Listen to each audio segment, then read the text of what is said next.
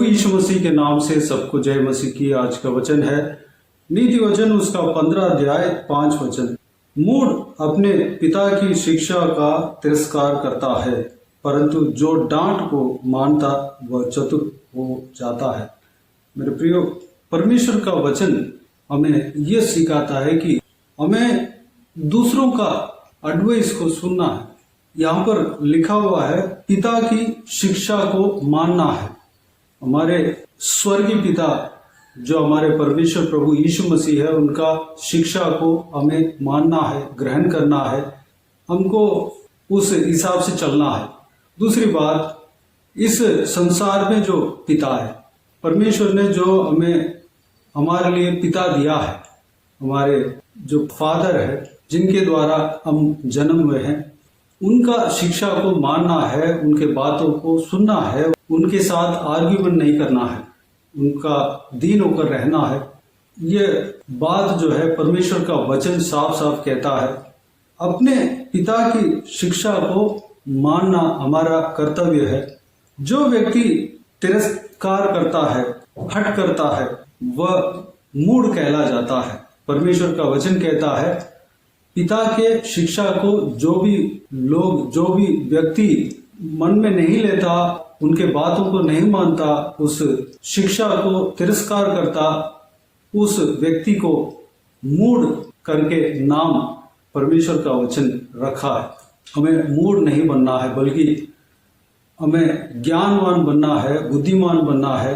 मूढ़ व्यक्ति के ऑपोजिट जो कि बुद्धिमान हमें बनना है। उसके लिए हमें पिता के शिक्षा को मानना है, उस शिक्षा के अनुसार चलना है। कभी पिता हमें डांटते हैं, वह डांट को भी हमें ग्रहण कर लेना है। हमारे पिता जो है हमारे भलाई के लिए ही डांटते हैं, हमारे भलाई के लिए ही ताड़ना देते हैं।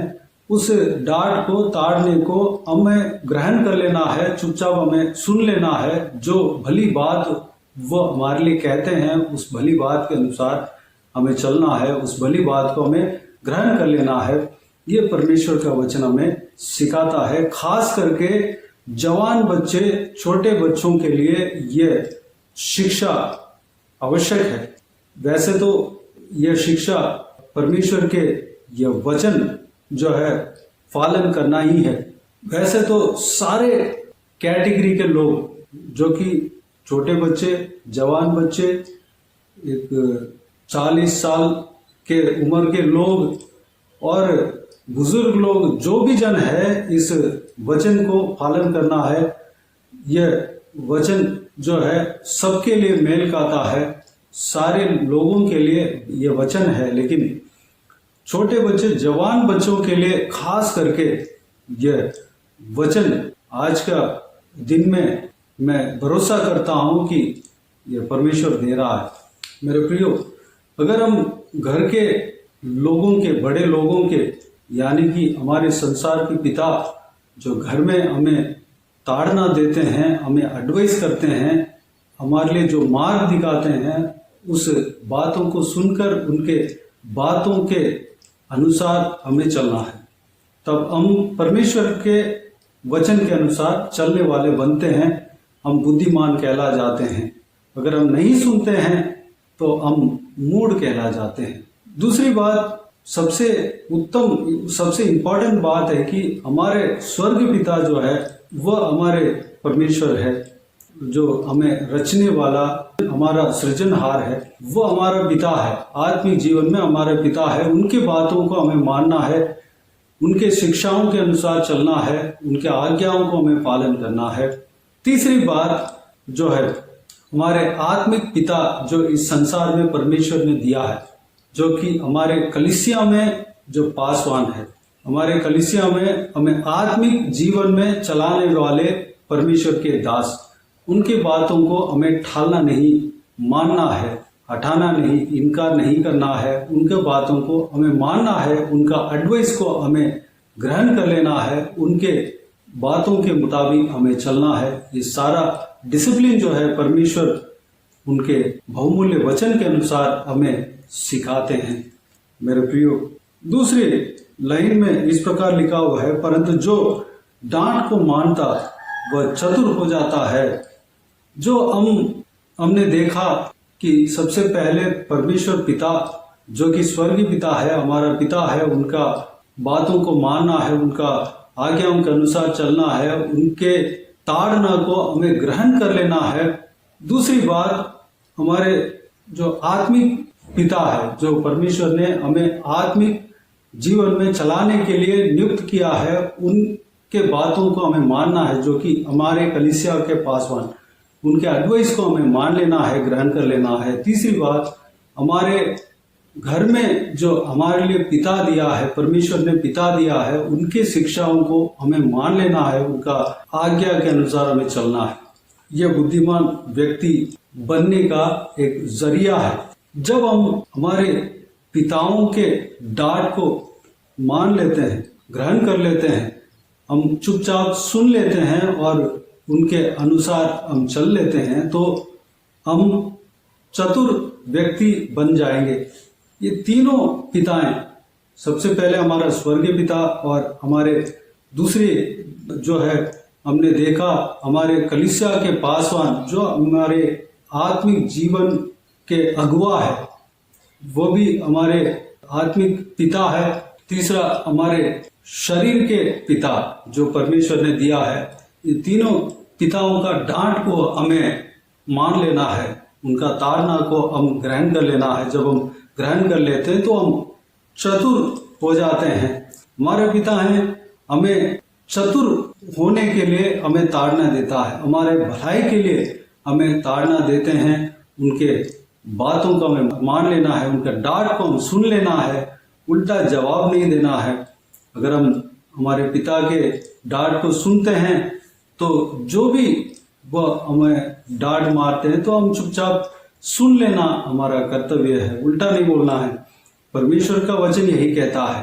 हमारे जो पिता इस संसार में परमेश्वर ने दिया है, हमारे पिता के आदर करना है, हमारे पिता के बातों को मानना है, उनके आज्ञाओं के अनुसार, उनके बातों के अनुसार, उनके शिक्षा के अनुसार हमें चलना है। यही परमेश्वर का वचन सिखाता है।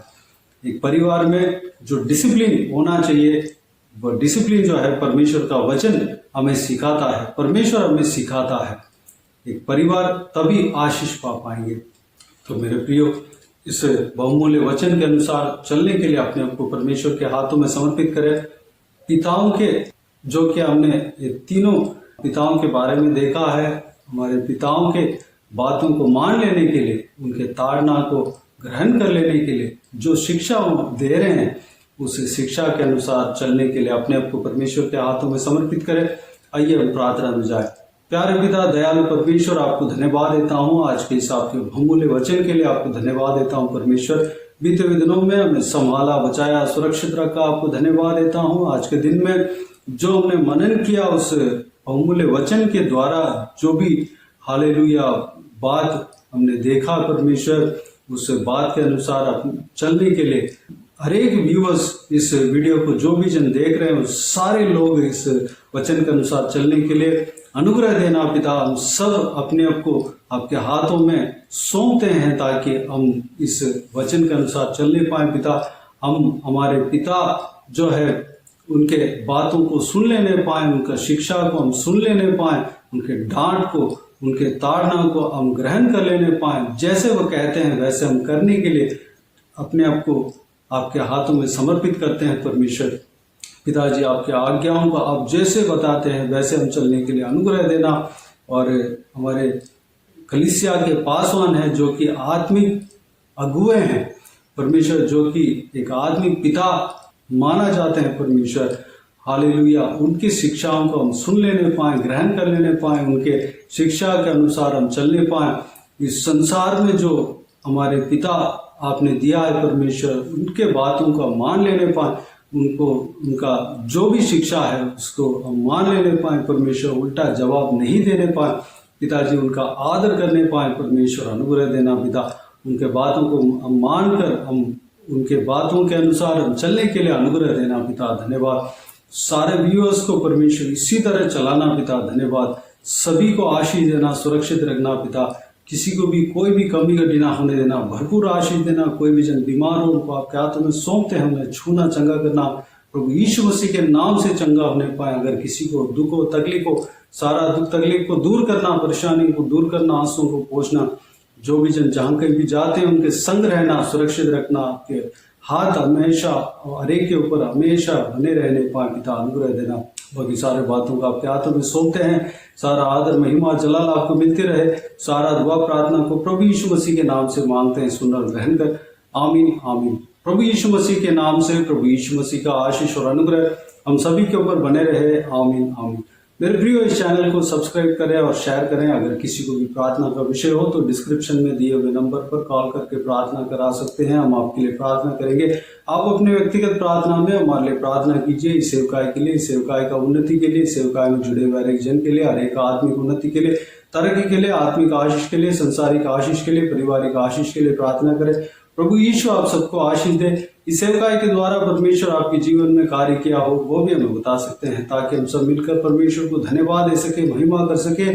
प्रभु यीशु आप सबको आशीष दे। आमीन आमीन।